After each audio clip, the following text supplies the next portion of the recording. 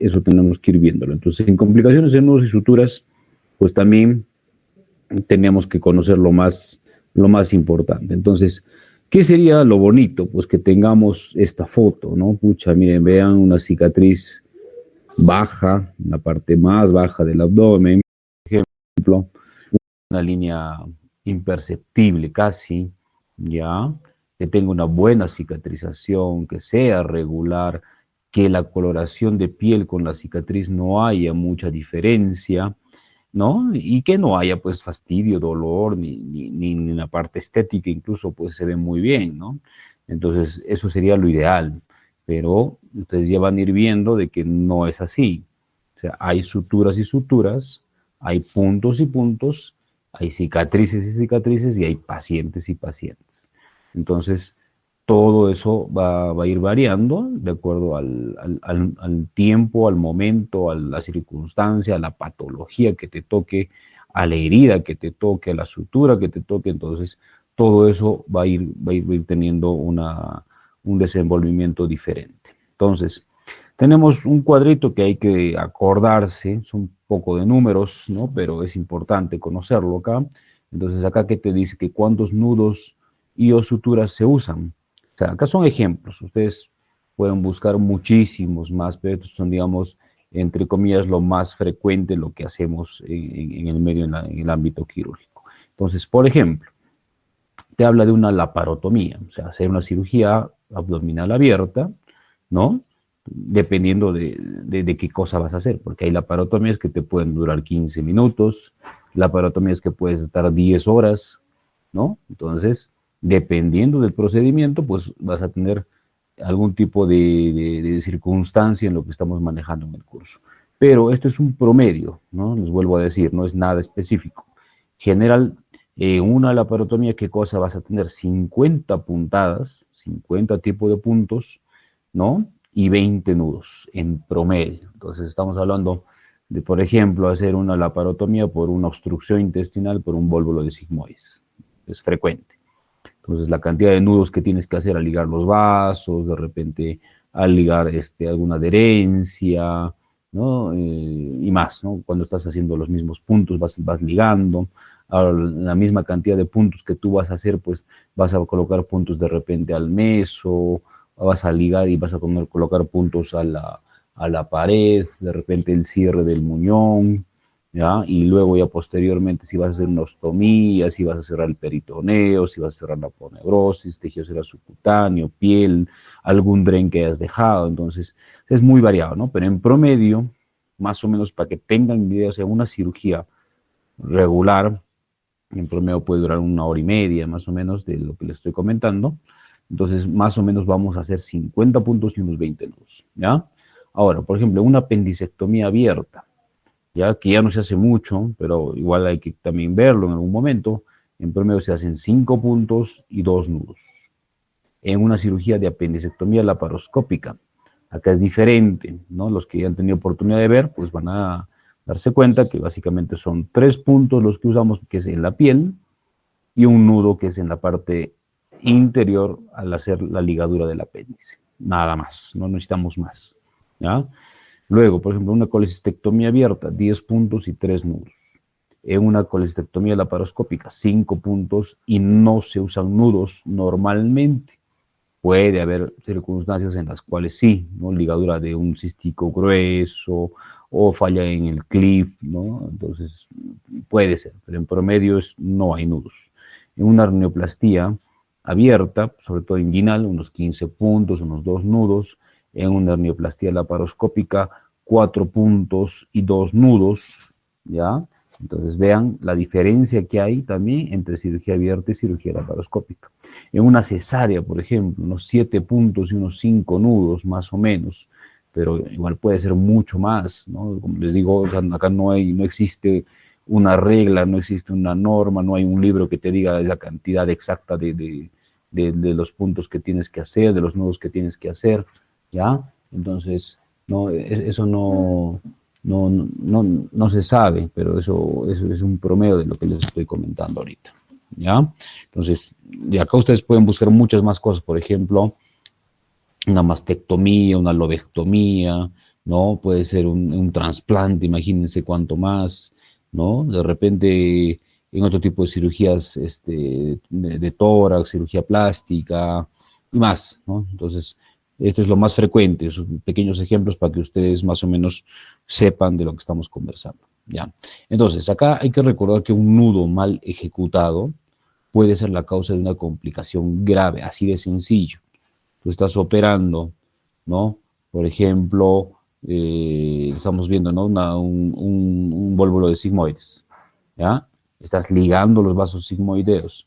Y si no ligas bien, aparentemente está bien en ese momento, puede desencadenarse en un hemoperitoneo, en un shock hipovolémico, incluso en la muerte del paciente, ¿no? Entonces, por un solo nudo, ¿no? Y mal hecho. Entonces puede pasar muchas cosas, puede haber fístulas en cualquier parte, ¿no? Si vas a hacer ligadura apendicular, biliar, torácica, urológica, ginecológica, cualquiera, ¿no? Entonces puede haber algún tipo de desenlace que puede ser algo muy, muy complejo y muy grave para el paciente, ¿ya? Luego, a ver, perdón, a ver, actualmente la posibilidad de alguna complicación tras un nudo, sutura o procedimiento mayor es del 1 al 3%, ¿ya? Antes este porcentaje era un poco más alto, ¿no? Normalmente se manejaban, hace unos 20 años en promedio, pues una complicación estaba entre el 3 a 7%, luego fue bajando un poco y actualmente es 1 al 3% y menos incluso todavía en algunos centros, ¿no? En el hospital más o menos tenemos una tasa de complicación, un porcentaje de complicación, mejor dicho, entre el 0.5 a 2%, ¿no? Que es un poquito menos de lo que te hablan los textos, ¿ya? Pero este es un promedio, igual en el medio, ¿ya? Entonces también tenemos que recordar los eventos que van a favorecer algún tipo de complicación, o sea, puede haber muchos, muchos factores, ¿no? Acá incluso no lo estamos colocando, pero incluso el factor tiempo, factor tipo de procedimiento que hagas, si es una cirugía mucho más larga, mucho más compleja, pues obviamente va a ser más posibilidad de que pase algo, la experiencia del cirujano también tendría que ver en esto. Entonces, básicamente, ¿no? Lo que estamos viendo son estos 8 eventos importantísimos. Mala técnica quirúrgica a la cabeza. Si tú no haces un procedimiento o una técnica indicada para tu procedimiento o lo haces mal, ¿no? Entonces, probablemente vas a tener alguna complicación. Eso está totalmente claro, ¿no? O sea, la técnica quirúrgica tiene que ser la indicada. No podemos estar queriendo improvisar o innovar o querer hacer algo que no corresponde a un protocolo o a un procedimiento que ya está establecido. O sea, acá no existe nada nuevo, todo está conocido, ¿ya? ¿Qué tipo de sutura voy a usar en cuál procedimiento, en qué cirugía y demás? ¿Qué material? Todo. Luego, la mala decisión de suturas. Eso sí es frecuente, ¿ya? O sea, ¿qué pasa? Entonces, tú estás de repente en un estrés quirúrgico, estás operando, paciente que se está demorando la cirugía, está sangrando, y por ahí pues empiezas a usar suturas que no tienes que usarlas en ese momento. De repente por ahí un hilo muy grueso, o ya también un hilo muy delgado, ¿ya? O un hilo que sea de repente absorbible en un momento que tienes que usar un no absorbible. Entonces, todo eso podemos desencadenar, el tamaño de la aguja, de repente no es la correcta, también, entonces todo eso hay que tener en cuenta. El tiempo prolongado de la herida también, ¿no? O sea, una herida, mientras más larga sea la cirugía, pues va a tener más posibilidad de complicación. Luego, mucha contaminación local, entonces, obviamente, ¿no? Si hay derramamiento de contenido intestinal, fecal, orina, de repente excesivo contenido de sangre, entonces eso va a favorecer algún tipo de complicación. Luego, la diabetes, eso ya clarísimo, ustedes ya lo saben, ¿no? Que esto puede desencadenar en cualquier tipo de evento en pacientes diabéticos, en pacientes inmunosuprimidos, VIH, que están también en tratamiento con corticoide crónico, la desnutrición, la ictericia, los hematomas, hay muchos más factores y eventos que también podemos ver que nos van a favorecer algún tipo de complicación. Luego, Entonces, vamos a ver, las complicaciones que tenemos son básicamente esas 17 más frecuentes. Puede haber algunas más, pero en el ámbito quirúrgico, pues estas son las que más se van a presentar en nuestro medio, ¿ya? Entonces tenemos el dolor, tenemos el seroma, la celulitis, la fasciitis, alteraciones estéticas, cicatriz hipertrófica, queloides, hematomas, sangrados, infección de sitio operatorio, eventración, dehiscencia de herida, dehiscencia de anastomosis, estenosis, fístulas, obstrucción intestinal y peritonitis. Y puede haber muchas más, ¿no? Complicaciones mucho más graves incluso, ¿ya? Que pueden desencadenar en un evento fatal en el paciente, ¿ok? Entonces rápidamente vamos a desarrollar una por una. El dolor. Entonces acá ustedes saben que es muy importante la escala del dolor, que puede ser un dolor leve, moderado, intenso. Incluso hay tablitas, hay cuadros, hay esquemas importantes para manejar el tema, o medir, mejor dicho, la escala del dolor. Entonces, lo que ustedes tienen que recordar acá es obviamente, que el umbral de dolor es muy variado entre paciente y paciente. Hay pacientes que tienen un umbral de dolor muy bajo, ¿ya? Que les ha hecho una cirugía larga, grandota y están muy tranquilos. O un umbral de dolor muy alto, ¿no? Apenas les han hecho un procedimiento chiquito y están con dolor, están con fastidio, no quieren moverse, están muy incómodos. Entonces, eso también tenemos que saber y recordar. ¿Ok? Entonces, la puntuación es muy variada. Normalmente, cuando el paciente está en recuperación de una cirugía, se le va preguntando, ¿no? Más o menos, ¿cuánto tiene usted de dolor del 1 al 10? Si te dice, por ejemplo, estoy en un 2, 3, entonces tolerable, ya puede subir a su piso. Esté entre 4, 6, 7, moderado, hay que agregarle un analgésico más. Si es muy intenso, entonces hay que observar al paciente y ver que algo esté pasando, ¿ok? Normalmente es leve tras una sutura o una cirugía, porque tú estás usando anestesia, o sea, eso es lo normal. O sea, si es un procedimiento, una sutura, estás usando anestesia local, de repente, por ahí un analgésico subcutáneo, un analgésico intramuscular, ¿ya? O si es una cirugía, pues estás usando una anestesia raquídea, epidural, una sedación o una anestesia general, ¿no? Entonces, no debería pasar algo mucho más importante, ¿ya? Luego, mientras más dolor en heridas más grandes o en cirugía abierta. Obviamente, o sea, acá en una cirugía abierta hay pues corte de todas las capas de la pared. Se está cortando pues la piel, se está cortando fibras musculares, fibras nerviosas, ¿no? Entonces hay dolor definitivamente, una cirugía mucho más larga, más grande, el paciente va a tener más dolores, por eso que actualmente ya se indica más las cirugías de tipo laparoscópica, ¿ya?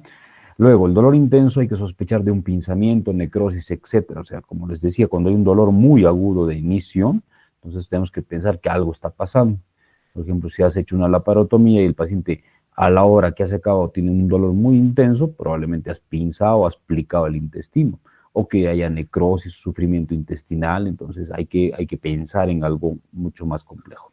Y el tratamiento, pues inicialmente analgésicos, ¿no? Uno periférico y uno central. Normalmente usamos pues metabisol, ¿no? Más tramadol, o ketoprofeno, ketorolaco, ¿no? Más tramadol, ¿no? Eso también es lo que normalmente manejamos. Luego, retiro de puntos, si es que hay mucho dolor, por ejemplo, en la zona, de repente hay mucha tensión, hay que soltar 1 o 2 puntos y con eso puede aliviar al paciente. O revisión de la herida, pues no te queda otra, ¿sabes? El paciente sigue con dolor a pesar de los analgésicos, tienes que abrir la herida. Abres, revisas, ves que no haya nada y listo, pues luego lo vuelves a suturar si es que fuese necesario, ¿ok? Entonces, luego tenemos otra complicación que es el seroma. El seroma, como ven ustedes acá en las imágenes, pues se ve como un pequeño abultamiento, la herida está más tumefacta, ¿ya? Es una acumulación de grasa líquida, linfa y suero debajo de la herida. Normalmente no hay o es muy pequeño, o sea, casi seromas son imperceptibles o algo medio aumentado de tamaño la zona de la herida, de la sutura y nada más. Más se da estos casos en pacientes obesos o que tienen tejidos manipulados, múltiples operaciones. Cuando hay mucho tejido adiposo o no lo cierras, por ejemplo, el tejido cerebral subcutáneo, con puntos en este tipo de pacientes o que tienes muchas operaciones, ya entonces empieza a haber más degradación de linfa, del suero, de la grasa, y se va a acumular debajo de la piel de la herida. Entonces lo que hay que hacer inicialmente es observar nada más.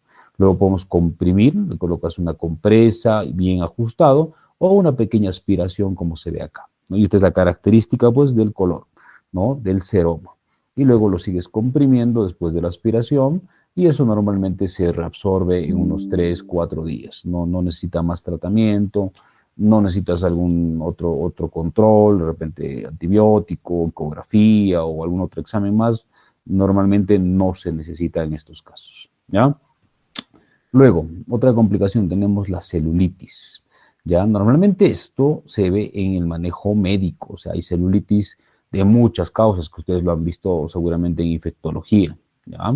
O dermatología también. Entonces, pero en la parte quirúrgica, en la parte de procedimientos, se ve como una infección de la piel en tejido celular subcutáneo.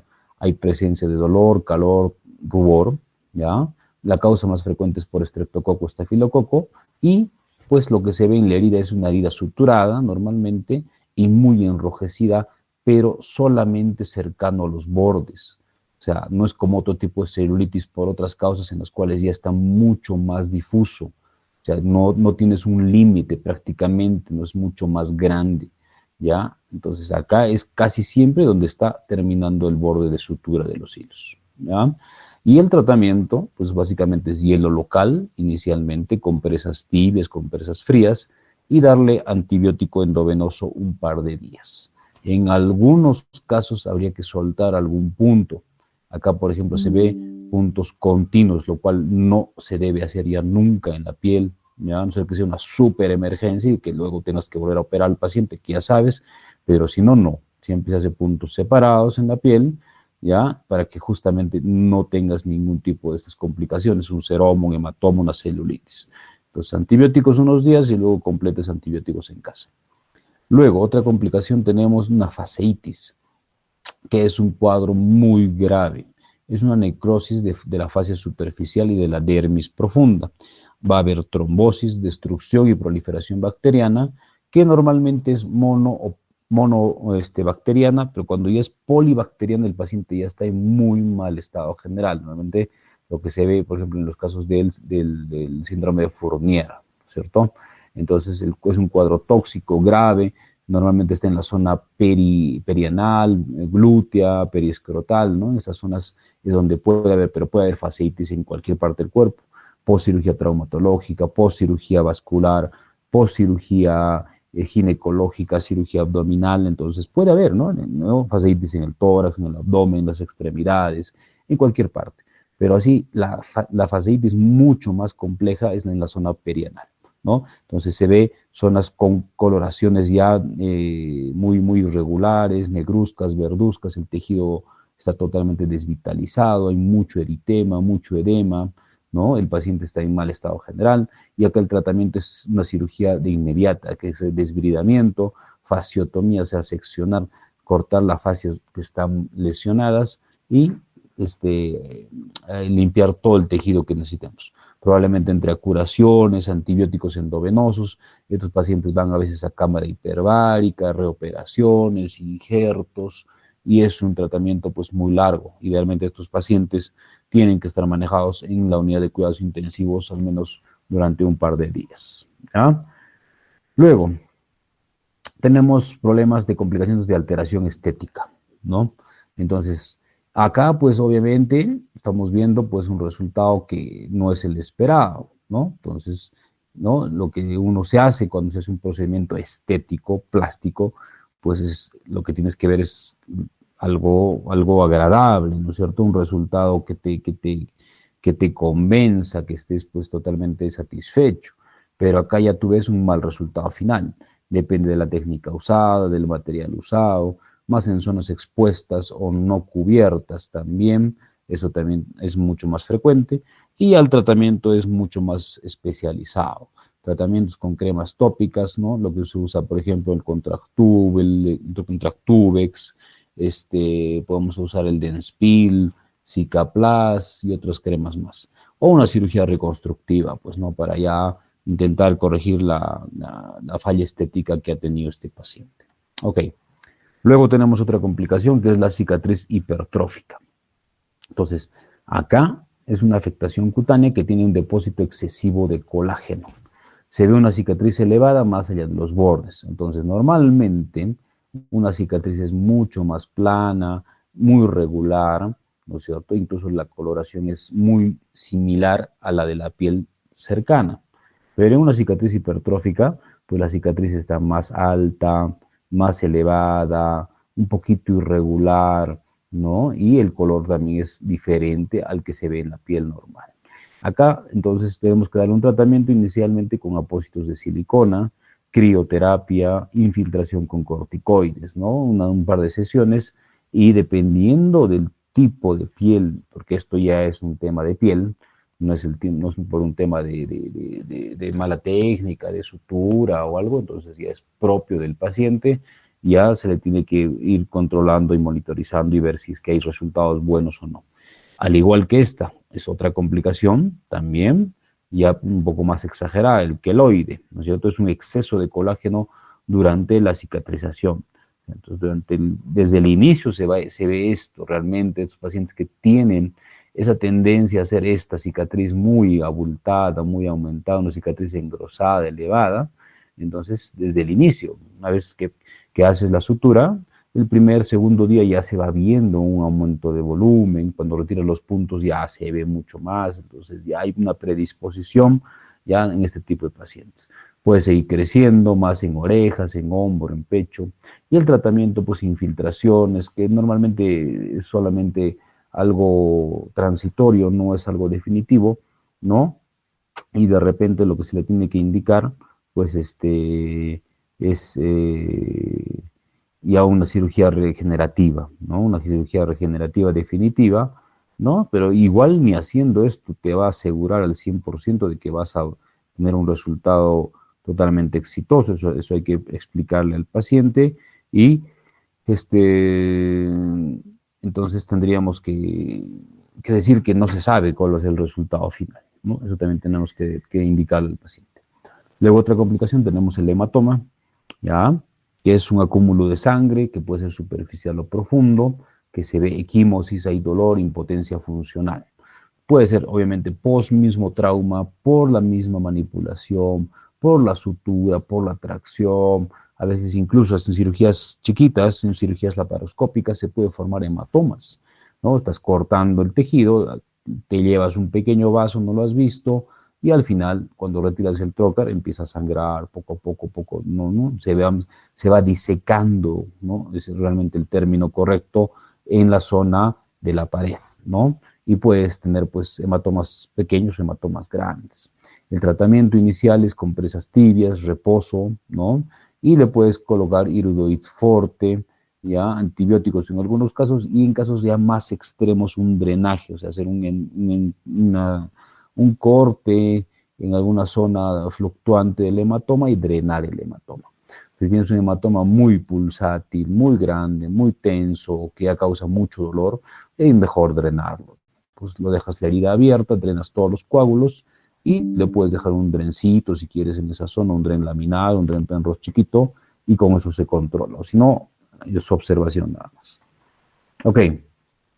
Luego tenemos otra complicación que puede ser el sangrado, que es probablemente la complicación prevenible que puede dar más complicaciones en corto y mediano tiempo. Acá, por ejemplo, podemos tener un hemoperitoneo, ¿no? Por causa de una cirugía hepatobiliar. Acá tenemos, por ejemplo, otra cirugía, un embarazo ectópico podría ser que te dé un sangrado que no los puede controlar inicialmente. Entonces, este sangrado es el acúmulo, básicamente, pues, de la sangre en alguna cavidad, en el tórax, hemotórax, hemoperitoneo, hematoma epidural, hematoma subdural, etcétera, ¿no? Entonces, esto hay que usar suturas muy delgadas en tejidos más gruesos. O sea, obviamente estás usando, por ejemplo, un hilo muy chiquitito en una brida, ¿ya? O en un vaso que tú lo has ligado y es un calibre muy grueso. normalmente pues tú vas a ligar con 3 ceros o 2 ceros, ¿no? Pero de repente es un vaso que tiene un calibre de unos 6, 7, 8 milímetros bien grueso, y si tú no lo has anudado correctamente se puede soltar, ¿ya? Entonces pasa casi siempre por mala técnica quirúrgica, mala técnica de sutura. Y el tratamiento, pues obviamente cirugía de emergencia, aspirado, lavado, hemostasia, drenaje es lo que se necesite hacer en este paciente. Luego, otra complicación, tenemos lo que se llama la infección de sitio operatorio. Ya, acá en promedio se da en un 10% de posibilidad. En cualquier procedimiento tú le vas a explicar al paciente que tiene ese 10% de que puede infectarse su herida. ¿Ya? Y tenemos los 3 tipos. Infección de sitio operatorio superficial, que va a abarcar solamente piel y tejido celular subcutáneo. Infección de sitio operatorio profundo, que va a abarcar la fascia y el músculo. Y la infección de sitio operatorio de órgano, cavidad, pues que ya es mucho más profundo, pues, ¿no? En la cavidad abdominal en este caso. El tratamiento, ya, para el tipo 1 superficial es básicamente antibióticos y apertura de la herida. O sea, hay que abrir la herida para ir revisando y viendo cómo está, se hace lavados continuos y probablemente va a terminar en una cicatrización por segunda o tercera intención, ¿ya? Luego tenemos el tratamiento de la infección profunda, antibióticos, lavados, y hay que sí desbridar el tejido, porque el tejido ya está mucho más debilitado y te puede hacer una fasciitis, ¿ok? Y luego tenemos en la infección de sitio operatorio de órgano cavidad, antibióticos, cirugía probablemente y drenajes, ¿no? Drenar toda la pus que puedas encontrar, ¿no? Y la cantidad de drenes necesarios, 1, 2, 3 drenajes, no importa, ¿no? Eso es lo último que hay que pensar, sino en tratar de solucionar esta complicación que puede ser algo grave. Luego, otra complicación tenemos lo que se llama la eventración, ¿no? Entonces, eventración o llamada también hernia incisional, ¿ya? ¿Qué cosa va a tener la clínica de estos pacientes? Va a haber dolor, va a haber tumoración y va a haber una cicatriz previa. O sea, para que sea una eventración tiene que ya haber una cicatriz.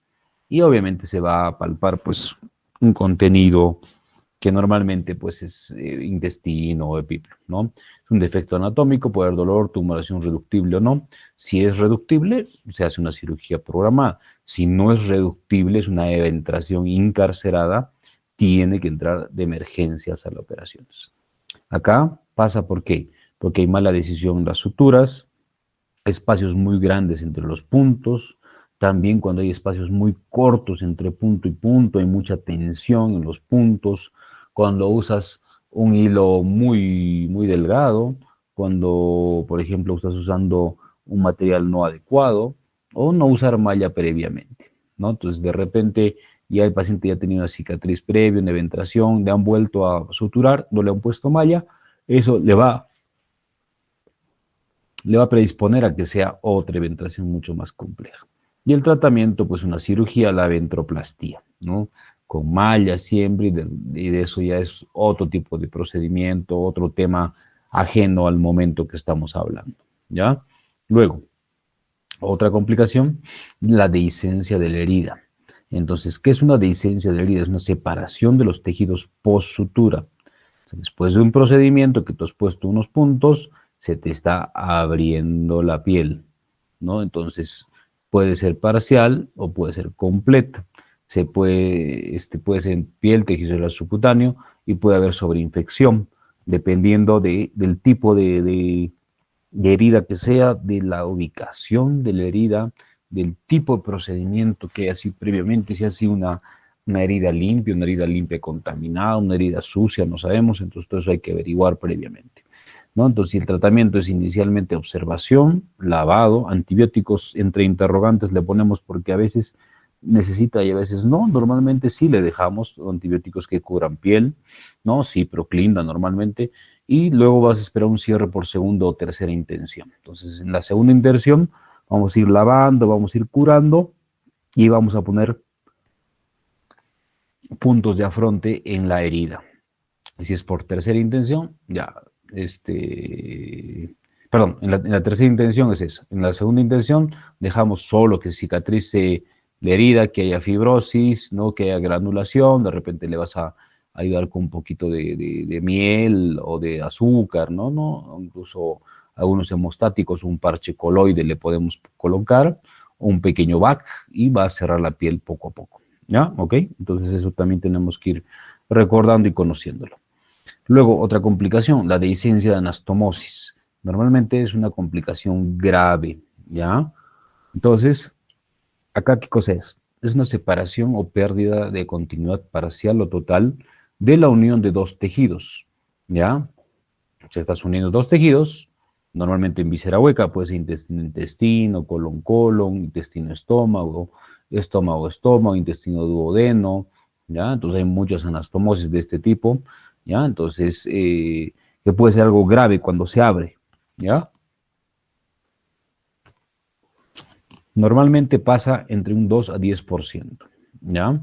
Es una técnica, se va a dar, perdón, por una técnica quirúrgica que no está correcta, a veces cuando suturamos en un solo plano, pero eso también no te dice que sí se va a abrir, va a haber una dehiscencia, porque a veces le colocas dos planos, igual se abre, y en un plano de repente no se abre. Es hacerlo bien, el material usado, el material correcto también, ¿ya? Entonces, por ejemplo, esto puede pasar ya el segundo, el tercer día posoperatorio, una pequeña dehiscencia, una pequeña fuga. En el quinto día posoperatorio ya puede ser una herida mucho más grande. En el sexto, séptimo día, mucho más grande. Entonces, ¿cuándo es la posibilidad de que haya una dehiscencia anastomosis?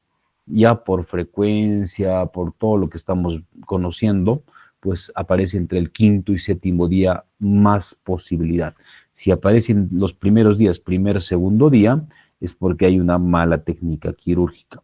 Si es que aparece, ¿no? De repente al cuarto o quinto día, ahí hay que ver otros factores, y si es que es del quinto o séptimo día, pues ya es lo normal, lo que siempre puede pasar, ¿no? Porque el tejido está debilitado, un paciente desnutrido, hipoalbuminémico, con algún factor predisponente de los que hemos estado conversando.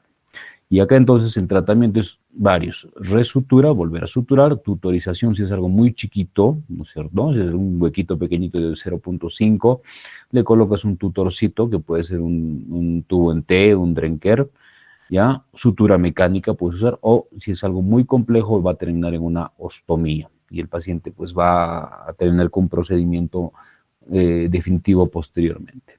Luego, otra complicación, tenemos lo que son las estenosis, ¿ya?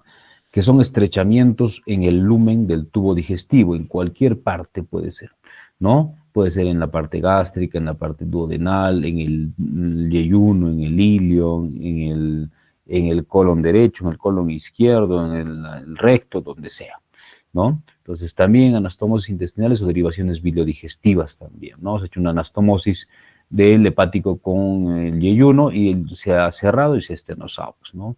O en partes mediastales, proximales, ¿no? Entonces puede haber varios tipos de estenosis.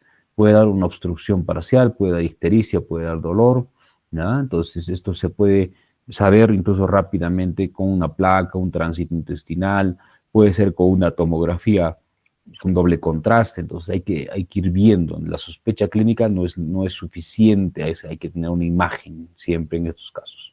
Y el tratamiento son dilataciones, pues, ¿no? Con dilatación con balón, endoscópica normalmente, ¿no? Cuando hay dilataciones esofágicas, por ejemplo, estenosis esofágicas, estenosis colon rectales, con balones, ¿no? Los balones de acalasia normalmente se usan para empezar a dilatar, o una nueva anastomosis podemos hacer, o va a terminar en ostomías también, que sería lo no tan recomendable, pero a veces tiene que hacerse eso.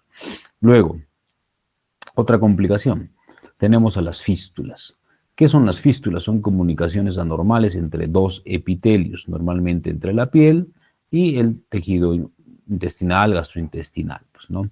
Ahora, pueden ser internas, ¿no? En la parte rectovaginales, por ejemplo, o externas, enterocutáneas o enteroatmosféricas. O sea, el tema de fístulas es un tema muy largo, muy complejo, ¿no? Con una resolución incluso muy difícil de dar en pacientes, son pacientes crónicos que están mucho tiempo hospitalizados, es una patología bastante complicada, ¿ya? Entonces una resolución en mucho tiempo puede dar sepsis, puede dar abscesos, ¿ya? El tratamiento es básicamente nutrición, ¿no? Una dieta de absorción alta y una dieta hiperproteica. En algunos casos va a requerir nutrición parenteral total, antibióticos, reoperaciones para intentar el cierre de la fístula, tutorizaciones, resecciones, anastomosis o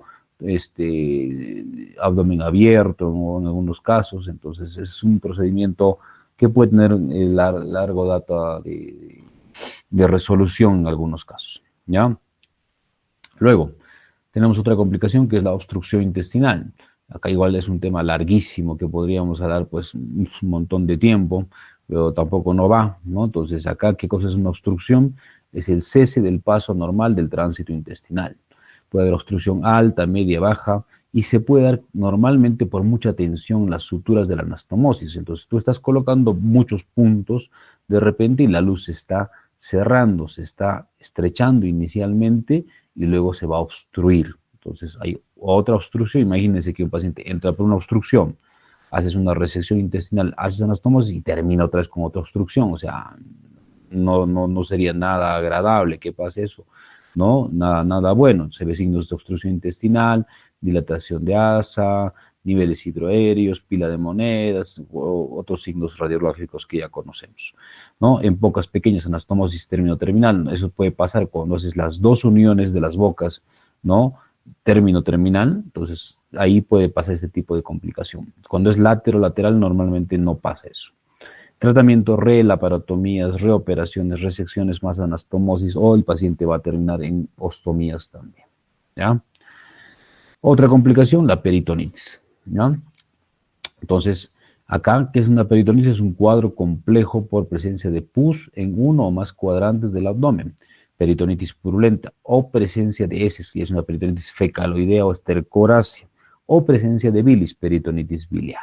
Entonces, cualquier peritonitis es un cuadro complejo, complicado, de mal pronóstico en pacientes con alta morbimortalidad. Entonces, si tienes, por ejemplo, una peritonitis fecaloidea, el paciente pues tiene una mortalidad incluso del 50 a 75% en algunos casos.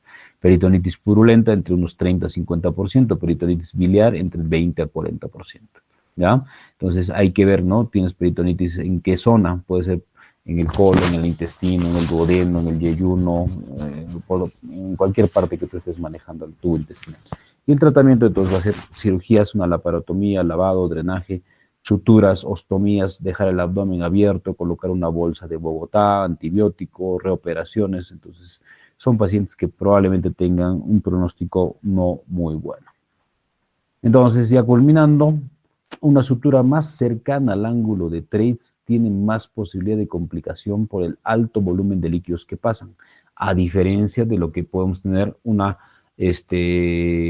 sutura mucho más lejana, ¿no? De repente cercana a la válvula ileocecal o en el colon transverso, entonces ahí no hay mucho flujo de contenido, porque ya, si ustedes recuerdan, pues el material es mucho más compacto, mucho más sólido, y cuando tienes una fístula a esa altura, es mucho más fácil de que cierre, a comparación, por ejemplo, una fístula duodenal, una fístula de ilion, perdón, de yeyuno proximal, una fuga en esa zona muy cercana al ángulo de Treitz, es muy peligroso, da mucha complicación y es más difícil el manejo también para este tipo de pacientes. Creo que eso es todo. ¿Alguna duda, chicos? ¿Alguien? Milagros. No, doctor, todo ha quedado claro. Listo, muy bien. Pasamos entonces a la exposición, chicos. Igual tienen 25 minutos, ya saben, antes de empezar, dicen su nombre, ya, y espero que el tiempo ya sea mucho más distribuido entre los que van a presentar. Listo, pueden empezar, chicos.